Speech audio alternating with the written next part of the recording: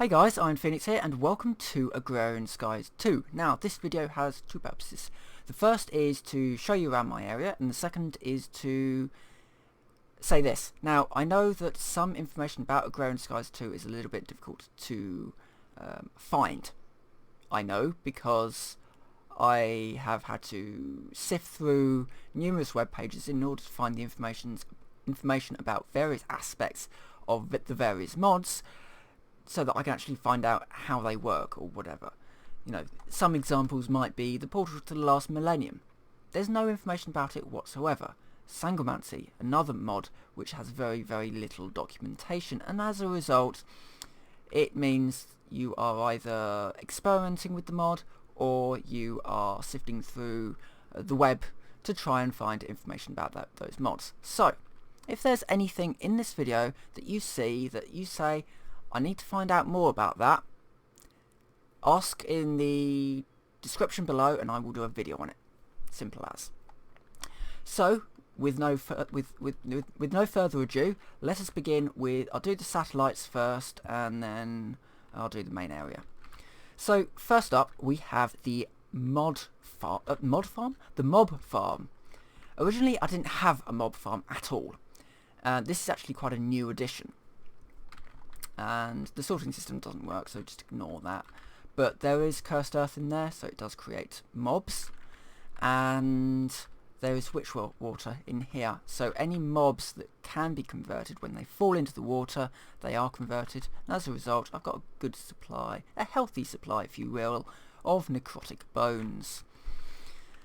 And I also get the special mobs in there as well, so I get the treasures, which is kind of neat. And every so often I get something cool in there. Down here, in that one is a Thormic slime spawner, and in that one I'm hoping will be a rather different type of spawner using the Diabolist fork. When I next get attacked by those things in the fog, hopefully I can put one of those into the imprinting crystal. I don't know, but I'm hoping I can, because I do actually need to kill a lot of them for a quest. So yeah, I need to do a lot of very warpy things. I'll quickly do this one because it is dark and I am trying to spawn mobs here. This is my tainted lands. Slowly all of this will be taint. This is where I started doing tainted things, and yeah, and this will be my tainted area. So I am actually going to be converting mobs over into the tainted version, so I can kill them for the useful loot. I've already started to get some of that. I'm not going to get too close, but that spore stalk there, when it's matured, that is actually a source for the tendrils, which is quite useful for various aspects of various quests that I get now or I may get in the near future. The final satellite is this one. Very simply, it's my elemental spawning area. So in there is an arcane plinth and arcane pedestals with a master blood orb in there. Or yeah, arcane pedestal.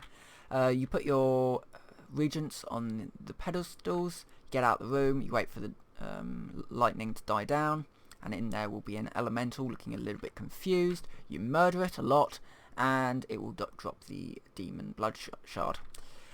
Let it up with glowstone illuminators to stop the mobs from spawning, and I've got glowstone illuminators around here to try and stop them from spawning. That may or may not work, as you can see here.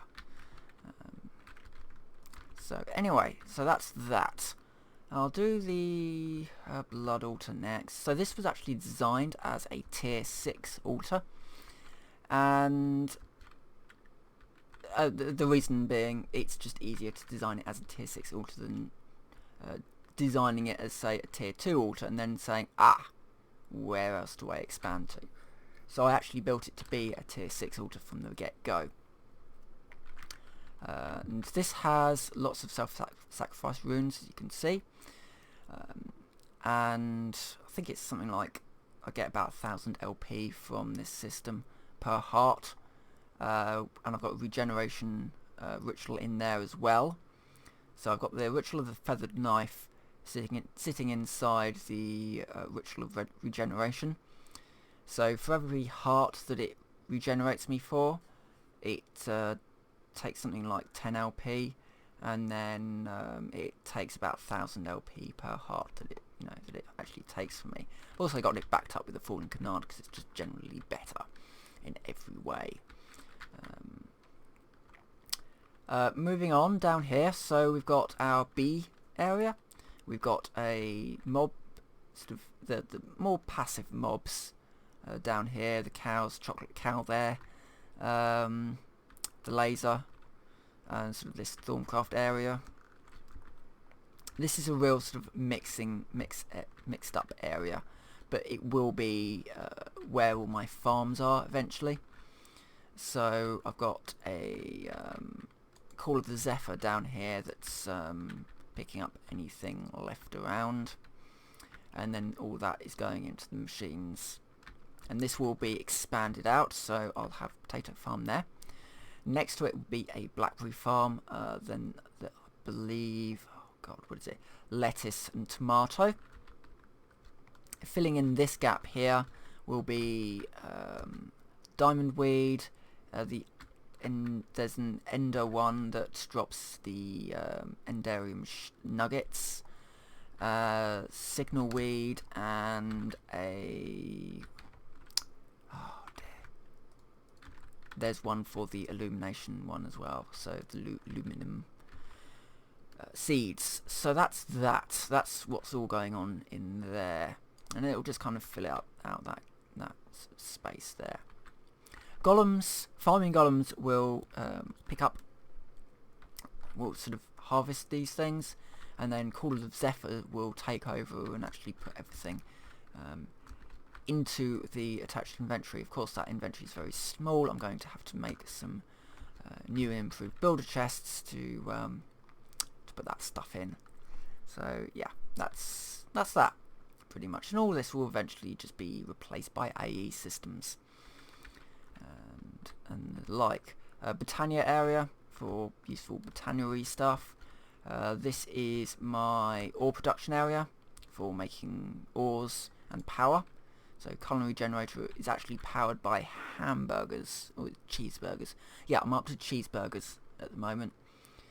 The next one will be the deluxe burger, and then the delighted meal.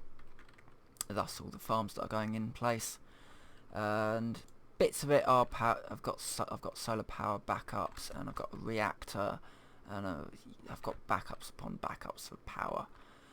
As you can probably see, I had a bit of a power issue, so I've gone a little bit overboard now with power. So I've also got this stack of smelteries. Each has an assigned ore that it currently processes or will process. Not all of these are connected up yet, but you know, a lot of this is still a work in progress. I've got an area that just refined dust.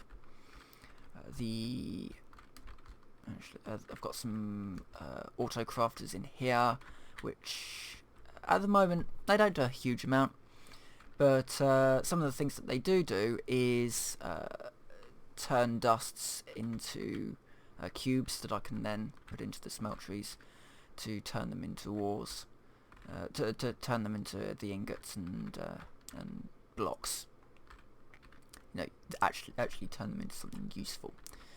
It's a little bit hit and miss at the moment whether or not it works, and all of this system is being vastly improved at the moment, so yeah, I'm not too worried about things not working particularly right just at the moment. These are my old farms. Tree farm that just makes rubber trees. This was my peck area, but the peck ran away. Not a huge amount really left to show you. I've got a thorn. Well, it's not really. This is the old workshop, just in case anybody who's interested. So this is my old workshop. big reactor with 5 cores, 2 blocks high. This was my old workshop. This is now my my brand new workshop, and this is going to be changing soon. So full AE system. These ME controllers will go in a full cube, and NG cells. This is probably the most aesthetic area of the entire area so far, and there'll certainly be more aesthetic stuff going in as I can afford to do it, basically. And with that, I think we're done. So yeah, as I said, if there's anything that you've seen here that you can't work out, or you can't find the information for, or whatever, drop a comment down in the description and I'll get to you, and I'll do a video on it so you can see quite what's going on.